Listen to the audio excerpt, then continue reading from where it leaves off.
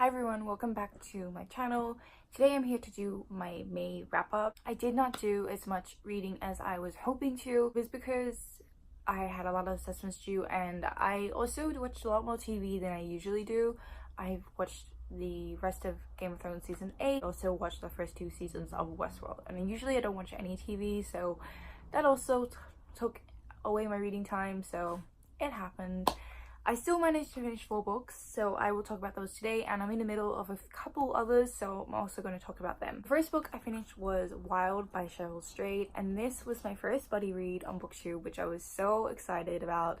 And my buddy read this with Amanda from Amanda Reads, so she'll be linked down below. Please go check her out if you haven't already. She's so sweet and has an amazing reading diversity. Wild, if you haven't heard of this, is a non-fiction story that follows a 26-year-old woman who is very lost. She a few years ago lost her mother, and she had a very close relationship with her mother. She grew up without a father. Her father left her and her family when she was very young, so he's not present in her life. And after her mother dies, her stepfather, who she did have a close relationship with, ends up finding a new family and moving on. And so she's very lost. She does not have any parental figure. Even though she's 26, she doesn't have that parental support. Unfortunately, she was married and made some poor decisions and ended up having an affair on her husband and also getting into drugs. What I loved about this was how honest it was and how raw it felt. Cheryl Strayed recognized that she was lost and that she needed help and that she needed to do something in order to change, otherwise she was never going to.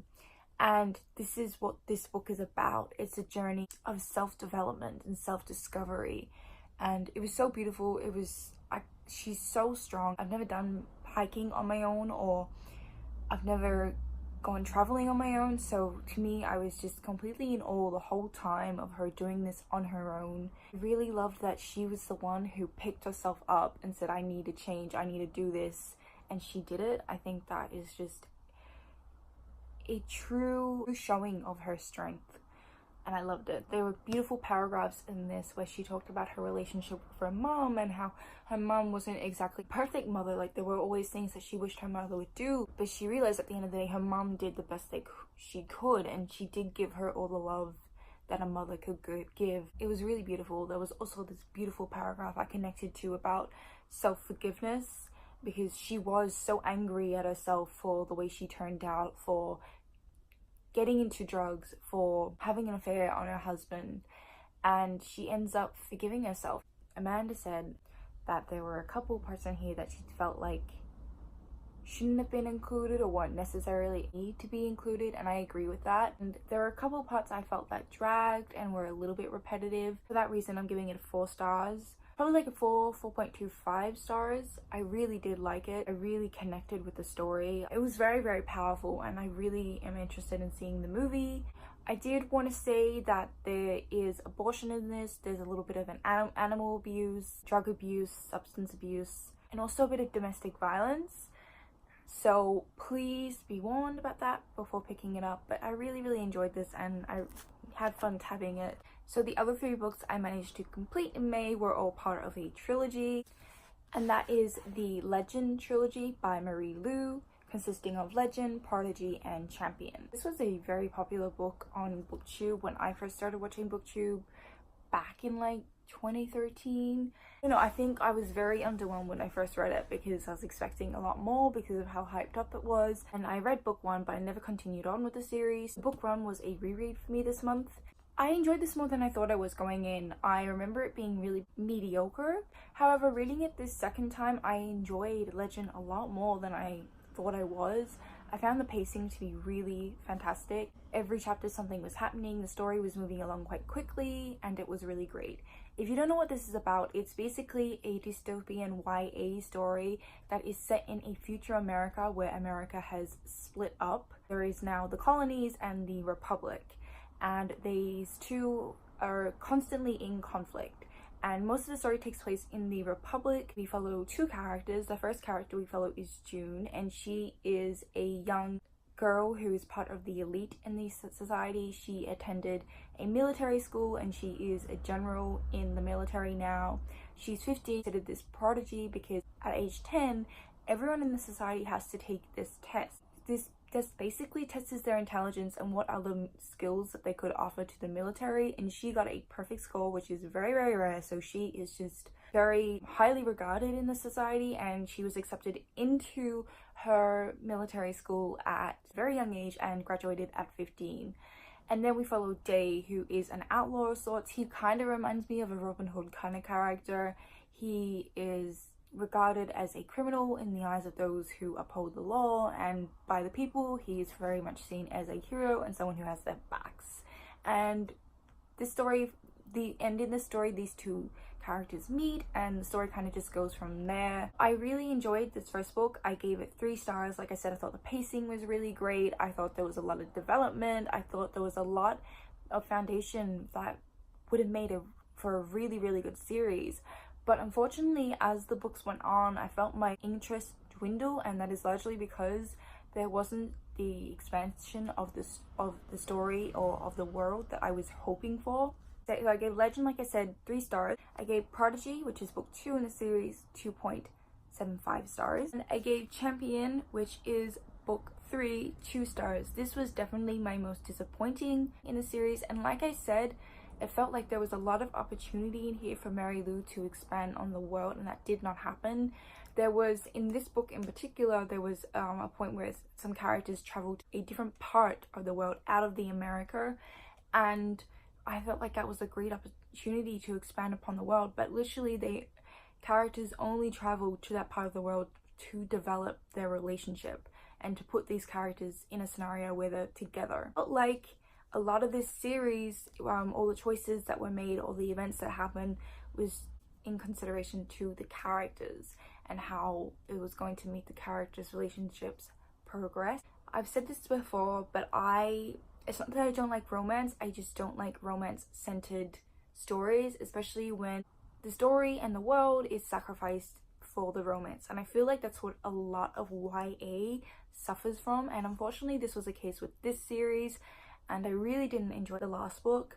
The last thing that I wanted to say, that in book 2 there is a second character that is introduced, and he is a second love interest to June, who is the main female lead, and he is 20 years old and June is 15. She does turn 16, I think sometime between book 2 and book 3, but it was still very uncomfortable to read about, and I've never heard anyone mention that, which is also quite surprising. So please know that before going in. When I was reading Legend, in my reading vlog, I actually said this series would be a really good read for someone who is transitioning from middle grade to YA, like if you're preteen, but I really don't like that the putting the implication that a relationship between a 20-year-old and 15-year-old is okay, because it is not at all. I was quite surprised by that. So please know that going in. I might try The Rose Society. I think that's what it's called, by Mary Lou. That one seems quite interesting. I don't think I would read Warcross. Let me know if you have read any other Mary Lou books, because I would be really interested in hearing your thoughts. So there are 3 other books I'm going to talk about, all of which I've started but I have not finished. The first one is The Wind-Up Bird Chronicle by Haruki Murakami. Currently I'm like 100 and something pages into this. I did pick this up for the Asian readathon, but unfortunately I did not finish it. I have read Murakami before. I have read Norwegian Wood, which is one of my favorite books, and I've read 1Q84. So I know what I was getting into when I picked this up. I love the atmosphere he creates. He has a very distinct voice, and I think that's something that makes him a very strong writer. He's just very, very good. Basically, if you haven't heard of this book, it follows this guy who had worked at a law office. He's about 30 or in his early 30s, and he's just left his job, and so currently he's just kind of at home, just kind of figuring himself out. His wife is still going to work, and they lose their cat, and he goes out one day to look for this cat, and he meets this young girl who is like 16, and he starts talking to her. And then later on, when he returns home, he gets this really strange telephone call from this woman who knows his name straight away, and he ends up going to meet her. Apparently it's some sort of meeting that his wife had arranged, because she has a kind of inner sight and he's going to help find the cat. It's very, very strange, very, very hard to articulate and describe this book to you, especially because I'm just at the beginning. I am enjoying it.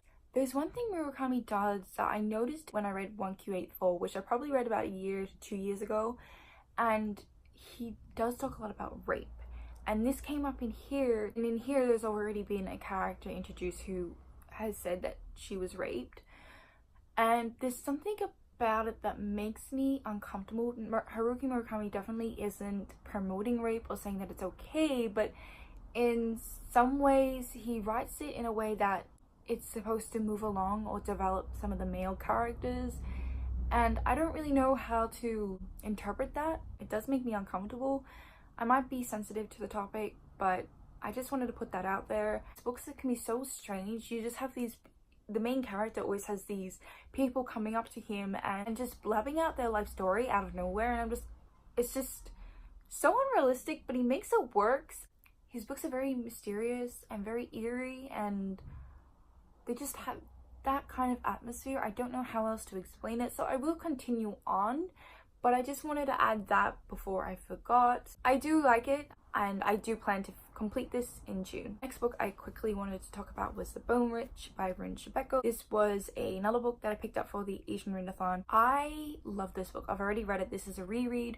I was hoping to finish it in May, but it didn't happen. I'm taking my time and really annotating it. I want to annotate it as thoroughly as I can, and I will continue this series in June. The last book I want to talk about is Wicked Saints by Emily A. Duncan. Sorry, I still got the dust jacket off, but I started this at the very end of April because everyone was talking about it and it sounded so cool and I was so hyped. I really liked the setting and the concept that is going on. That was what drew me to the book, but unfortunately it just feels very messy and not developed enough.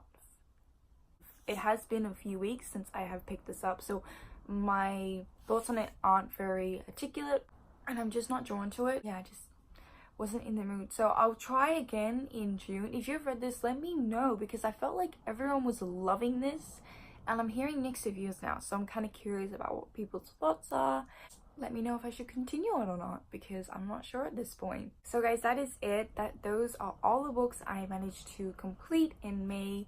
Please let me know how you went in May. I would really love to hear that, and let me know if you found a new favorite book, because I didn't. I really love Wild, but it's not an all-time favorite. But thank you so much for watching, and I hope you're enjoying whatever you are currently reading. Bye!